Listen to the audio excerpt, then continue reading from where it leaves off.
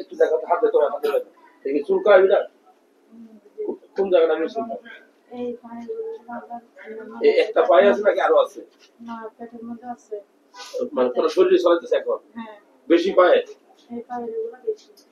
এমনি চুলকায় চুলকায় এমনিতেই ওষুধ খাইলে কমে আবার না খেলেও কমে এমনিতে মানে ওষুধ খেলে কমে কমে আবার ওই হয়ে যায় আবার হয়ে যায় জি যারা ভিডিও দেখছেন ইদানিং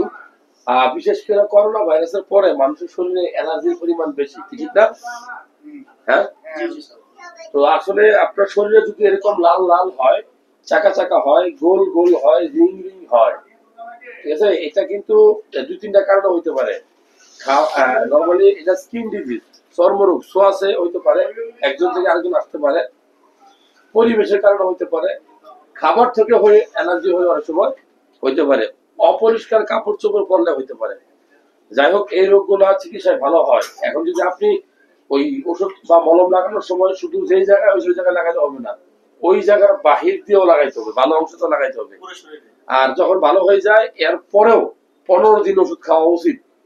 তাহলে নির্মূল হবে যাই হোক এই রোগগুলা কিন্তু অ্যাভয়েড করার সুযোগ নাই সাবধান হতে হবে সতর্ক হতে হবে